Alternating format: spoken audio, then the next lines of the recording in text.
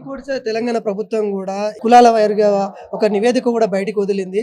దానిలో చూస్తే ఒక 50% భూములు కూడా తెలంగాణ మొత్తం భూములు చూసుకున్నట్లయితే 2, 3 కులాల దగ్గరనే మొత్తం బందీ అయిన పరిస్థితి కనబడుతుంది. మనకి ఎర్ర జెండా అనడంతోనే చాలా గుర్తుకొస్తాయి. పోరాట తత్వం గుర్తుకొస్తాయి. పోరాటం అంటేనే ఎర్ర జెండా గుర్తుకొస్తాయి. దీన్ని ఎట్లా చూస్తా ఉన్నారు? ఇంకా బందీ అయిపోయింది చాలా మంది చేతుల్లో భూమి అంటే ఎట్లా ఒప్పుకుంటారా? ఇప్పుడు ఎంత అరకొరగా జరిగినప్పటి లెక్కలే అయినప్పుడు కూడా దాంట్లో కూడా చాలా విషయాలు స్పష్టమవుతుంది. ఈ మొత్తం ఉండేటటువంటి రాష్ట్రంలో ఉండేటటువంటి కులాల్లో ఒక 6-7 కులాలతోనే అత్యధిక భూమి ఉంది. అంటే భూమి పంపిణీ జరగలేదు, భూమి పేద ప్రజల చేతుల్లోకి రాలేదు అనేటటువంటి స్పష్టమవుతుంది. అట్లాగే అత్యధిక మంది పేదలకు సంబంధించినటువంటి దాంట్లో అభివృద్ధిలో వెనకబడి ఉన్నారు. ₹1,00,000 లోపే ఆదాయం ఉండేటటువంటి వాళ్ళ సంఖ్య ఎక్కువ ఉంది.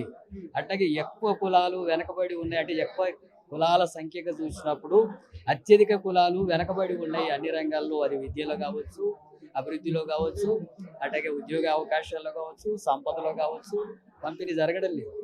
ఇవన్నీ కూడా చూసినప్పుడు మొత్తం ఈ లెక్కలు పరిశీలించిన శ్రామిక వర్గాలకు అట్లాగే అణగారినటువంటి తరగతులకు తీవ్రమైనటువంటి అన్యాయం జరుగుతుంది అనేది స్పష్టమవుతుంది. వీటిని ఇప్పటి వరకు పరిపాలించినటువంటి కాంగ్రెస్ కావచ్చు, టీడీపీ కావచ్చు, బీఆర్ఎస్ కావచ్చు, దేశంలో పరిపాలిస్తున్నటువంటి బీజేపీ కావచ్చు, ఇవే ప్రధానంగా బాధ్యత వహించాలి.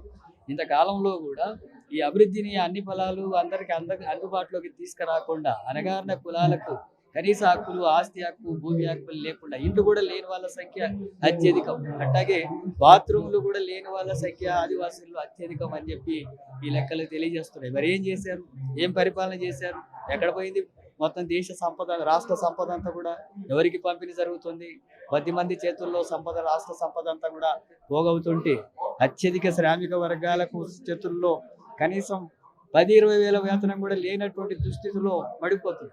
పట్టణాల్లో చేరుతున్నటువంటి వాళ్ళ సంఖ్య మరీ దారుణంగా ఉంది. కనీసం డిగ్రీలు, పీజీలు చేసిన పిల్లలు అడ్డ మీద కూలీలుగా మారుతుంది. వీటన్నిటికీ పాలకులదే కారణం. రాజకీయ నాయకులు చెప్పేది ఏంటంటే తెలంగాణ దేశంలోనే నెంబర్ 1 అలా ఇట్లా నెంబర్ 2 అనే పొజిషన్ ర్యాంకులు చెప్తా ఉంటారు.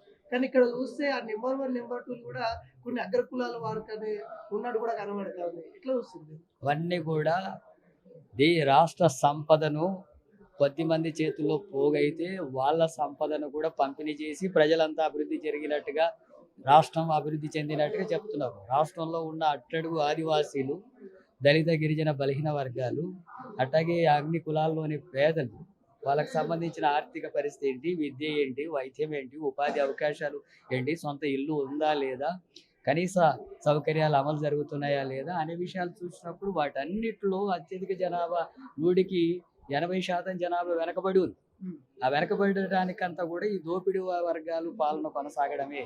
అది వివిధ పార్టీల పేర్లతో దోపిడీ వర్గాలకు అనుకూలంగా, ఆధిపత్య ధోరణులకు అనుకూలంగా కొనసాగే పాలన ఉండడం వల్లనే ఈ అన్యాయం జరుగుతుంది. కాబట్టి ఇప్పటికైనా ఈ శ్రామిక వర్గాలు, అణగారిన తరగతులంతా సంఘటితం చేసి ఒక బలమైనటువంటి ఉద్యమాలకు ముందుకు పోయేందుకు సిద్ధం కావాల్సి ఉంది. Sir, final question. పార్టీ ఎక్కడ కూడా పోరాడట్లేదు.